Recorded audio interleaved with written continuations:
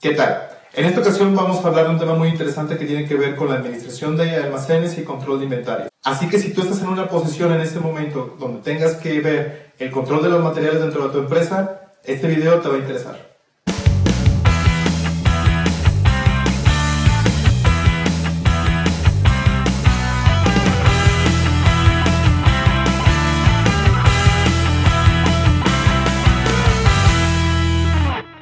Antes que nada queremos agradecer a todas las personas que nos han hecho comentarios en el último mes. Han venido de parte de toda Latinoamérica y estamos muy emocionados por eso, nos motivan a seguir haciendo videos. Muchas gracias también por haber compartido los mismos y por el tiempo que le dedicas para verlos. Estamos muy contentos porque estamos abriendo una nueva serie de videos que tienen que ver con la administración de almacenes y el control de inventarios. Decidimos meternos a este tema ya que en los últimos años hemos trabajado en proyectos que tienen que ver con la cadena de suministro y nos hemos dado cuenta de que existe una necesidad muy fuerte en las empresas para homologar el nivel de conocimientos sobre este tema.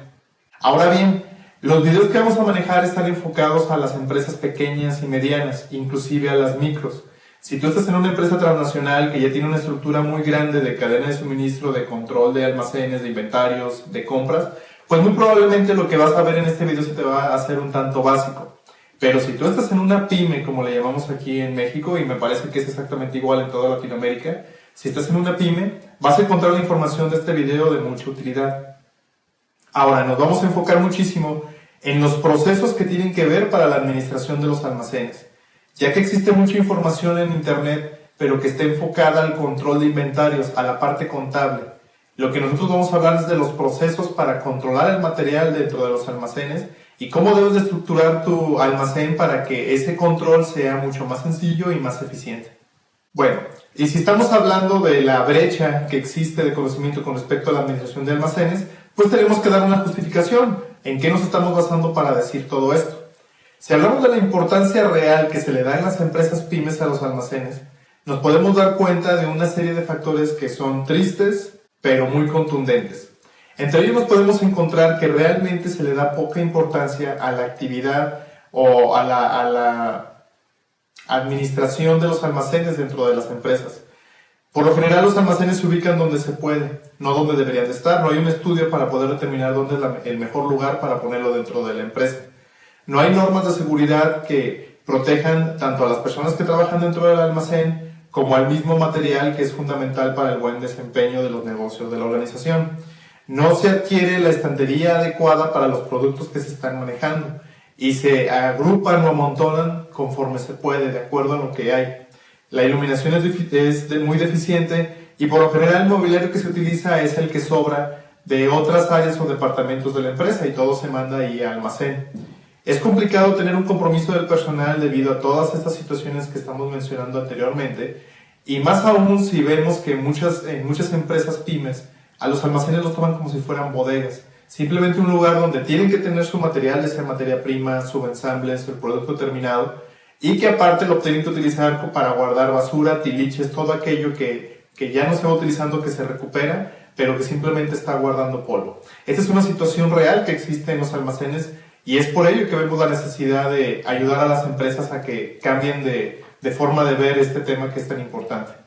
Ahora bien, si hablamos de la importancia real de los almacenes en las organizaciones, pues tenemos que hablar de algunos elementos en los que se radica o en los que se basa esa importancia. Y uno de los primeros que tenemos es por la relevancia que tienen los almacenes en los estados financieros.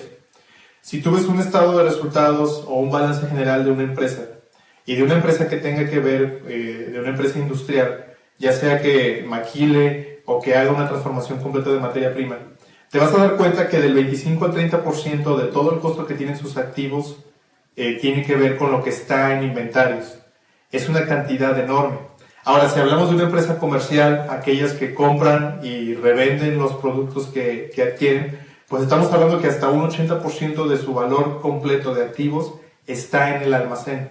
Si hablamos de la necesidad que existe de administrar correctamente los almacenes por el costo del dinero, pues tenemos que si tú compras una serie de mercancías, pues obviamente muy probablemente vas a utilizar dinero prestado y por ese dinero te van a cobrar intereses y a veces te los pueden cobrar por anticipado. Entonces el hecho de tener altos volúmenes de inventario dentro de tu almacén y mal administrados te puede costar dinero por los intereses.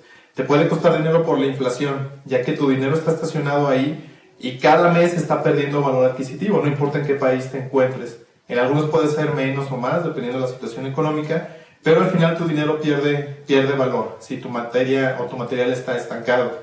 El cobro por apertura de créditos, dependiendo de los bancos, te cobran siempre una comisión y puede haber cualquier otra cantidad de gastos que tú te imagines por tener el dinero estacionado o por requerir dinero de otras fuentes para poder utilizarlos en comprar materias primas, subensambles y la misma administración del almacén como tal. Entonces, el costo del dinero es muy alto como para tener los materiales ahí sin moverse. Si hablamos del impuesto al valor agregado, y el logotipo que tenemos aquí es de la institución mexicana que se encarga de la recaudación de impuestos. Si hablamos del impuesto al valor agregado, pues es una situación similar.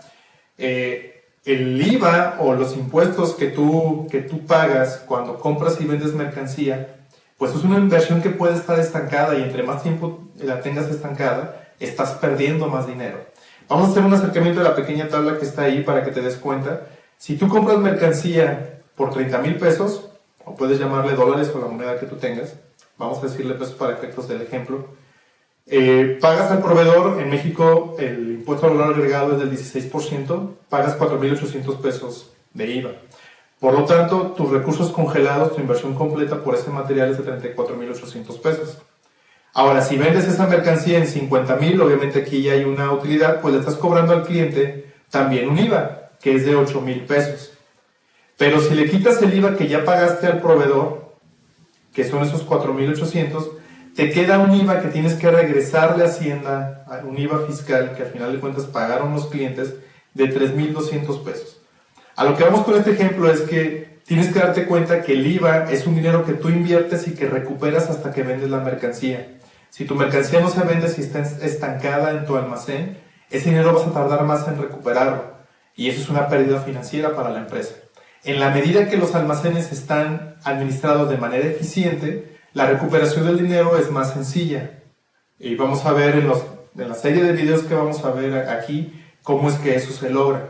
Pero tienes que tomar en cuenta cosas que antes no se veían. Si tú tomas tu almacén como si fuera una bodega, cosas como esta, como el impuesto, a lo mejor nunca te habían pasado por la mente. Y es algo crítico con respecto a la cantidad de dinero u oportunidades financieras que pierden las empresas por no darse cuenta de esos detalles.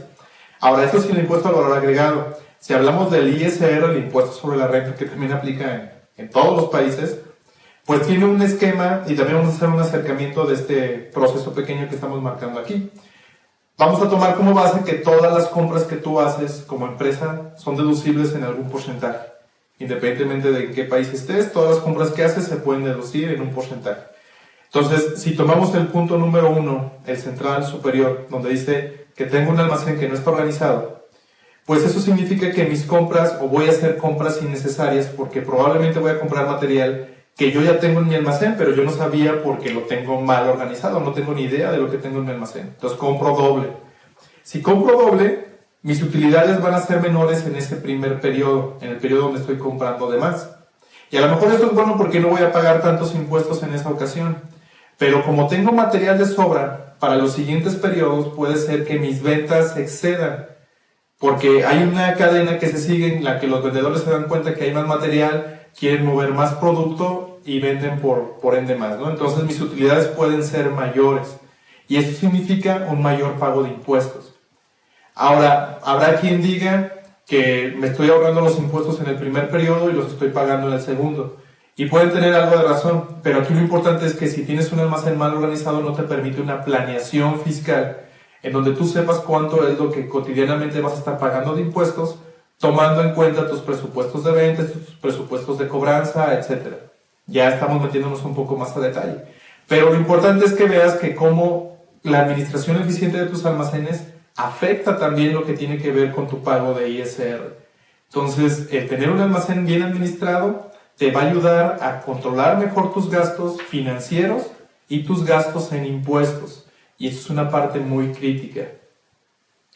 Y el último punto que queremos ver sobre la importancia de administrar los almacenes, ahorita que estamos arrancando esta serie, pues es con las relaciones a terceros, obviamente con proveedores y clientes.